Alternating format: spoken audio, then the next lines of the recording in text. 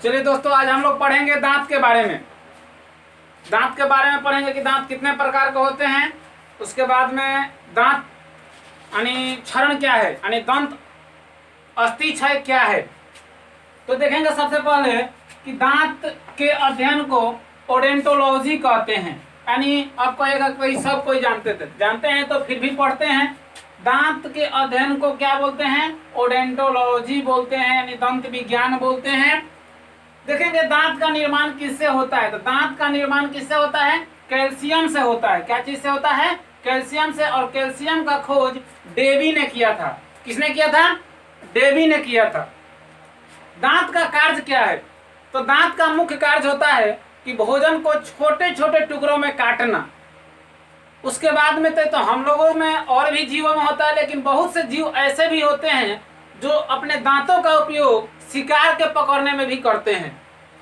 तो देखेंगे कि दांत का कार्य क्या है कि भोजन को छोटे छोटे भागों में बांटना। यानी जैसे ही हम लोग भोजन मुखगुहा में लेते हैं तो जो दांत होता है जो दोनों जबड़ों में होता है, यानी ऊपर और नीचे दोनों जबड़ों में होता है।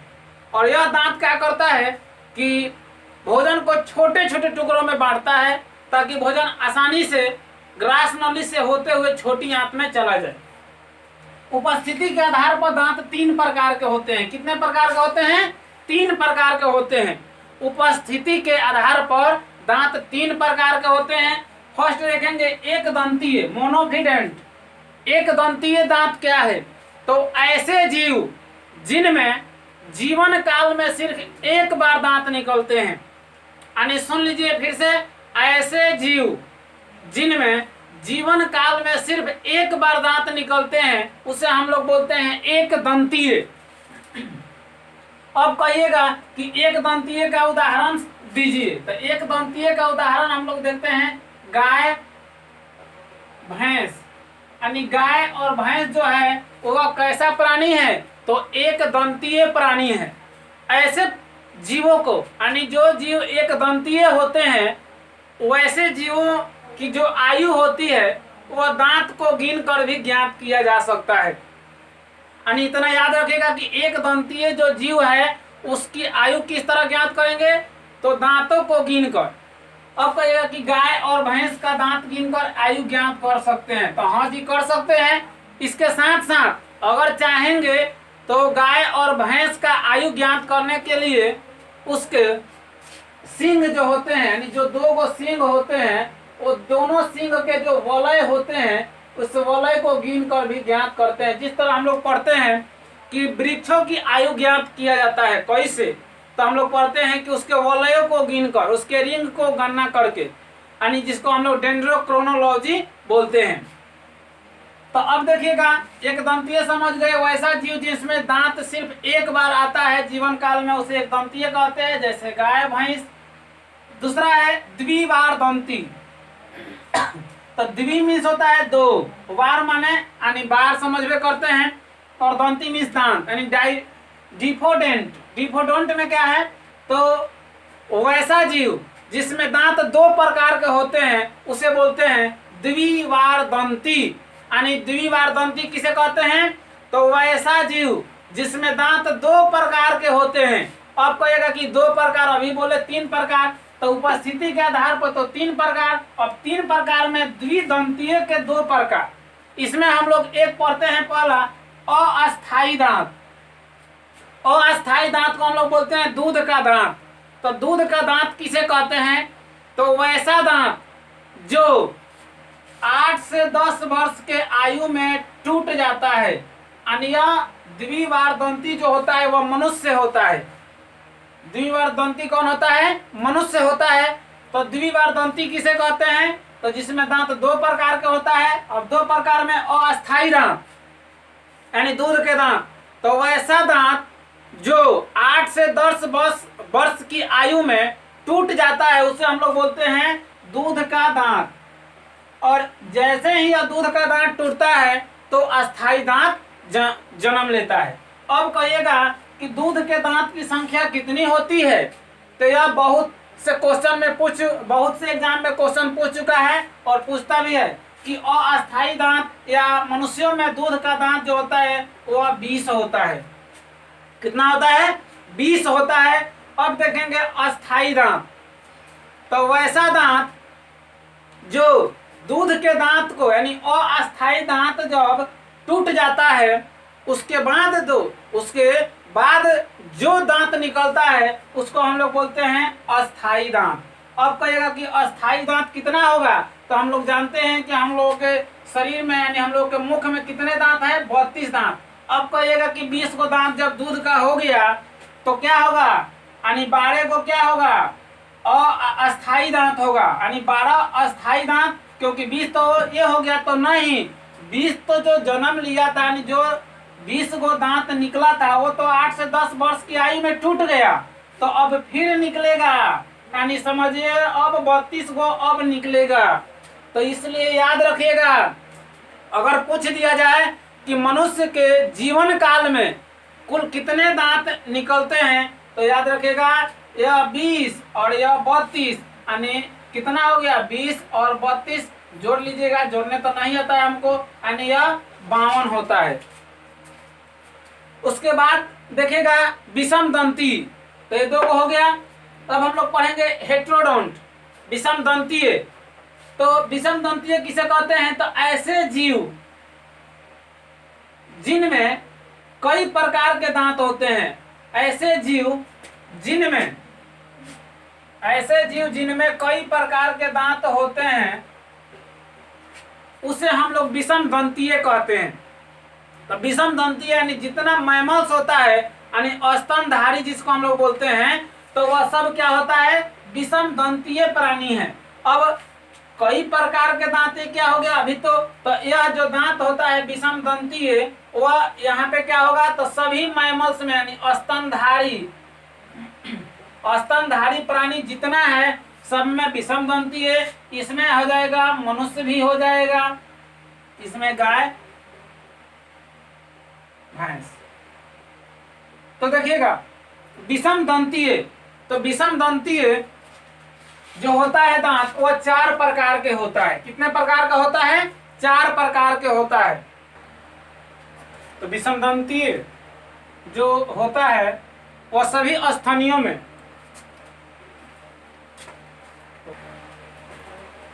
विषम दंतीय यानी सभी स्तनधारियों में दांत जो होते हैं वह 4 प्रकार के होते हैं।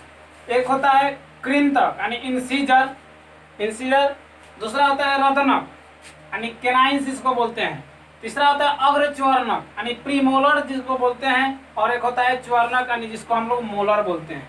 तो यह सब हम लोग जानते हैं कि यानी सभी स्तनधारियों में जितने स्तनधारी होते हैं तो सभी में दांत कितने प्रकार के होते हैं? 4 प्रकार के होते हैं। यह चारों का काम अलग, यानी क से कृंतक, तो कृंतक क्या करेगा जी? काटेगा। यानी कृंतक का काम होता है जैसे ही हम लोग के मुख में भोजन जाता है या कोई भी पदार्थ जाता है तो उसको काटने वाला काम कौन करता है? दांत। तो कृंतक करता है, और इसी कृंतक को कहते हैं स्माइलिंग टीथ। यानी स्माइलिंग टीथ किसको बोलते हैं? तो कृंतक को बोलते हैं।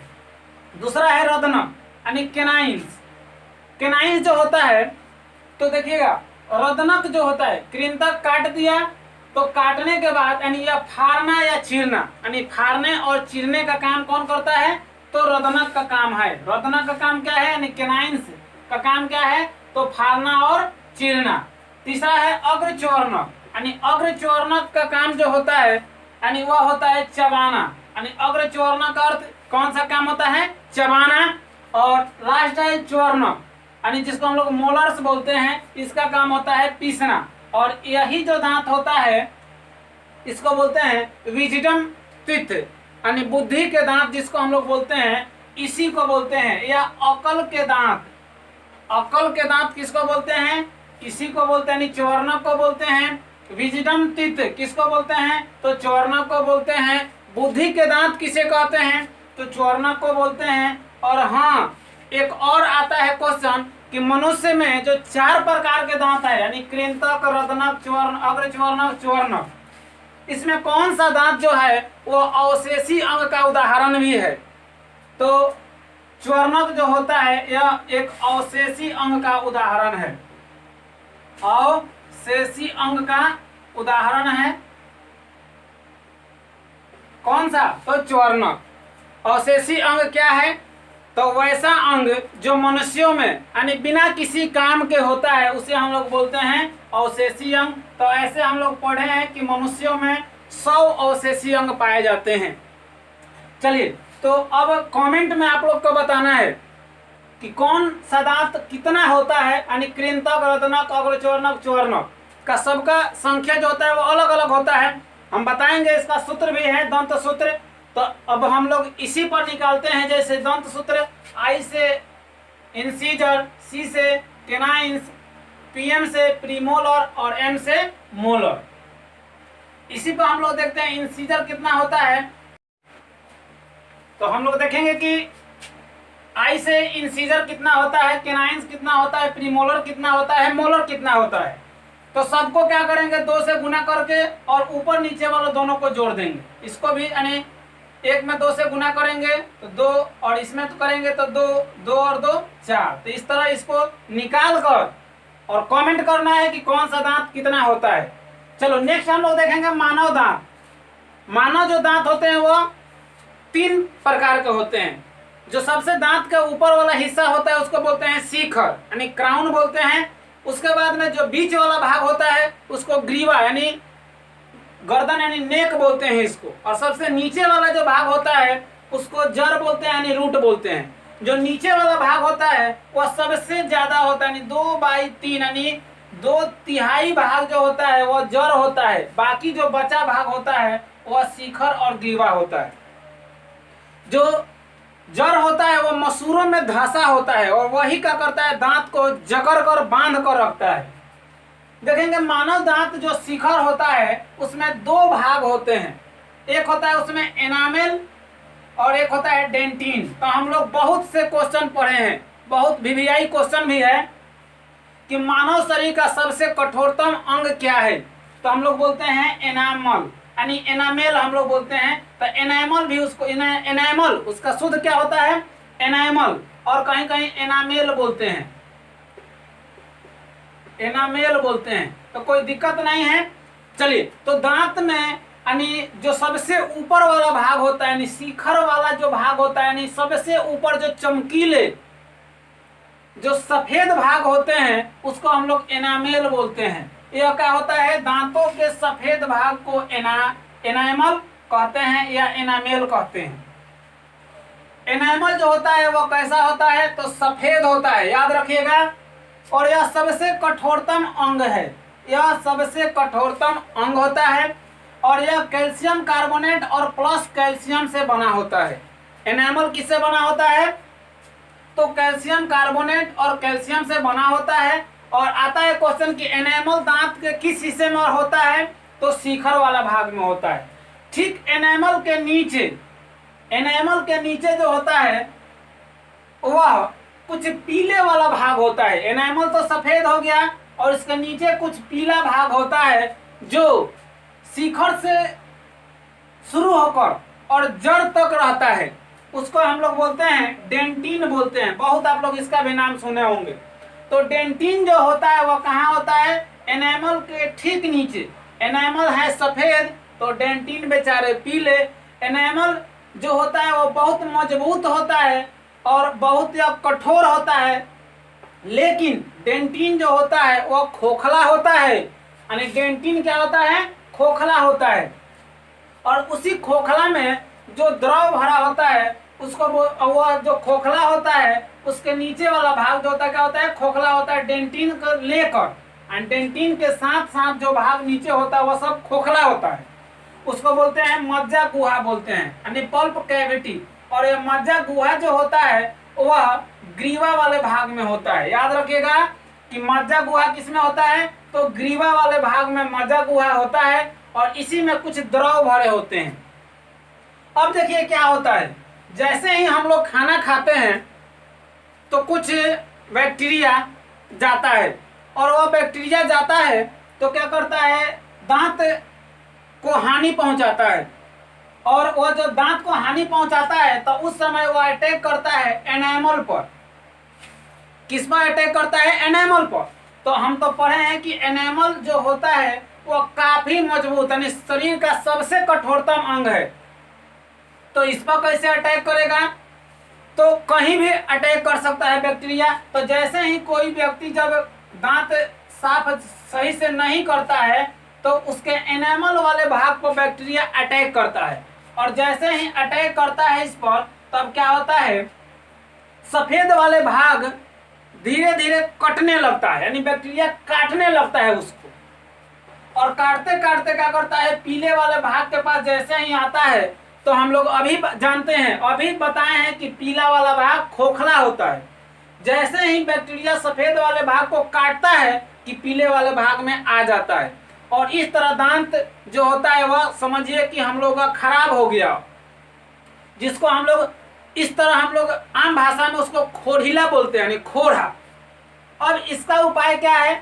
तो देखिएगा, जब यह हो जाता है तो उस स्थिति में व्यक्ति क्या करते हैं कि एक कैप लगाते हैं। क्या लगाते हैं? एक कैप या एक RCT, रूट कैनाल ट्रीटमेंट, इसको बोलते हैं रूट कैनाल ट्रीटमेंट। क्या बोलते हैं? Root canal treatment. यानी यह एक जांच होता है और देखा जाता है कि यहाँ गैप कहाँ है, और जब गैप मिलता है तो गैप के जगह कैप लगाते हैं, यानी जब गैप मिल गया तो क्या लगाएंगे? कैप लगाएंगे। अब कहेगा कि कैप क्या है? तो कैप क्या है? तो हम लोग देखते हैं, लोग कहता है कि दांत भरवाइनी है, नाम सुने होंगे।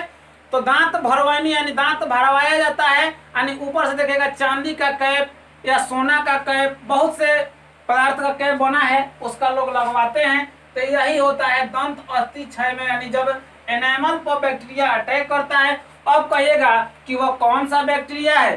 तो यह बैक्टीरिया स्ट्रेप्टोकोकस म्यूटेंस। कौन है? स्ट्रेप्टोकोकस म्यूटेंस, यानी स्ट्रेप्टोकोकस तो याद रखिएगा म्यूटेंस,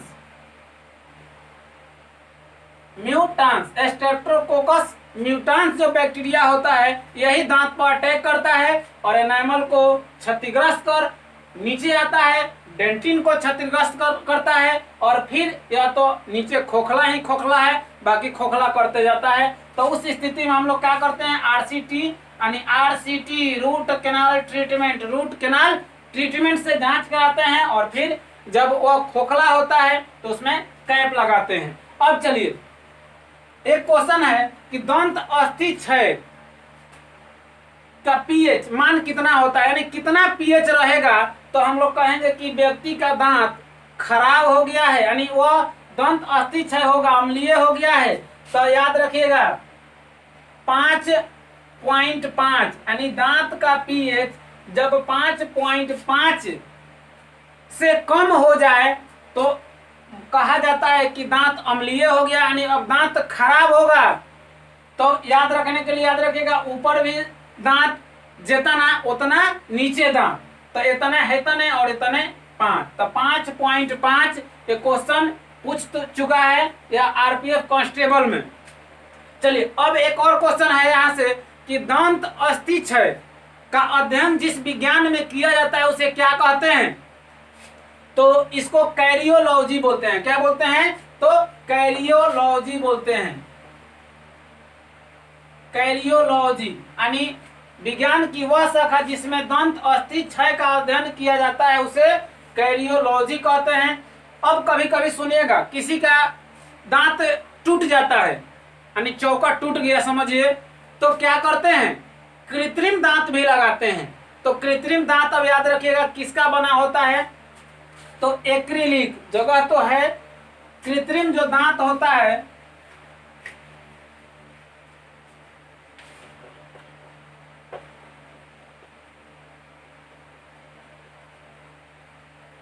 एक्रिलिक, रेजिन और कुछ प्लास्टिक के भी बने होते हैं। ठीक है, तो यह जो होता है वो कृत्रिम दांत बने होते हैं। अब आता है कि दांत में एक रोग भी होता है, तो वह किस विटामिन की कमी से होता है? तो सी।